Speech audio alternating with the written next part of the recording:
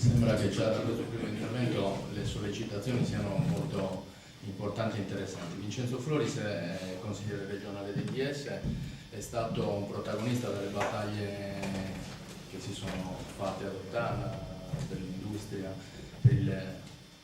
mantenimento dei livelli occupazionali qua in questa zona. Sia il sentore a carica in Consiglio regionale di questa trasformazione che sta avvenendo tra i territori di cui ci ha parlato il Presidente De Riu illustrandoci queste nuove tendenze. Voglio ringraziare anzitutto l'associazione Nino Carlo, ricordando naturalmente Nino,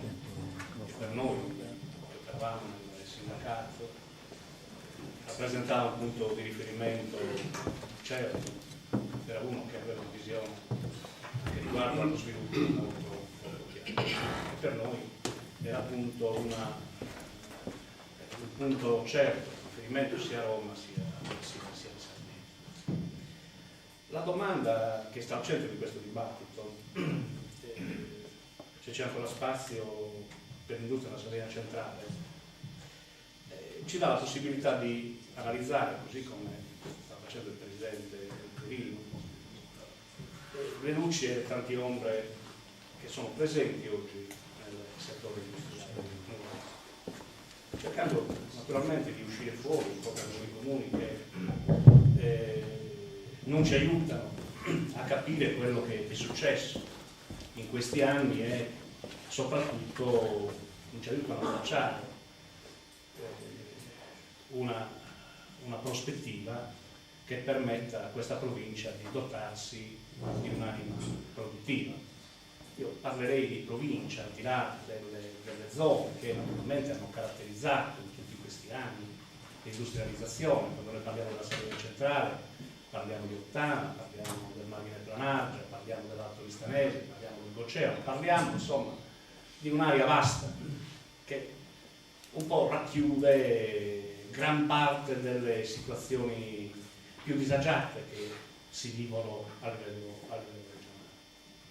Se uno dovesse rispondere alla domanda che viene posta al centro del convegno, basandosi solo sulla situazione di crisi che attualmente attanaglia gran parte dell'apparato produttivo del territorio, sarebbe sicuramente portato a dichiarare che bisogna farla finita con un'esperienza che si è caratterizzata da tanti fallimenti e che ha lasciato sul campo macerie e grandi afflizioni. Basta pensare insomma alle vertenze che vengono richiamate dei lavoratori della Montefibre, della Legre, che hanno fatto emergere un po' tutta la vulnerabilità del nostro sistema produttivo e le gravi conseguenze che si determinano a livello sociale quando queste imprese chiudono, non reggono la concorrenza.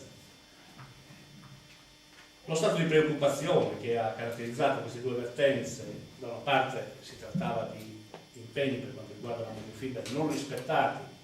da parte del governo, e in questa fase, vista l'inapplicabilità del decreto di accompagnamento, il peso in qualche modo alla leggerezza del governo, che ha pensato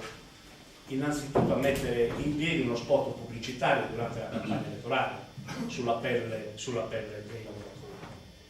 Ma badate, se la regione non interveniva per chiudere la vertenza a Montefibre destinando risorse proprie, la vertenza sarebbe ancora aperta. Lo stesso dicasi per la vertenza del gruppo Lega. Vi è un ruolo importante che la regione sta giocando per cercare di salvare il salvabile. La regione è impegnata dal punto di vista finanziario in maniera pesante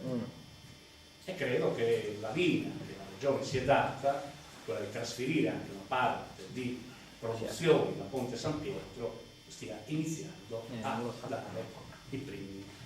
risultati. Il fallimento del precedente governo è stato soprattutto si è dimostrato soprattutto incapace nel rendere esigibili fino in fondo gli accordi che sono stati sottoscritti da Palazzo Chigi.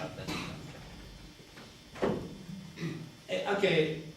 un'esperienza, quella industriale, bene ricordarlo, che nonostante comunque tutte le insufficienze che attualmente stanno emergendo, insomma, a Rottana, a Siniscola, qui a Macomera, a Tossimo,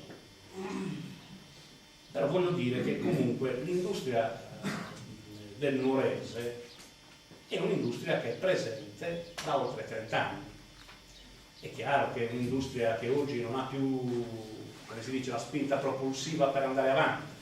e quindi bisogna sicuramente soffermarsi e fare un'analisi a tutto tondo per vedere se effettivamente vi sono ancora le condizioni per rilanciare,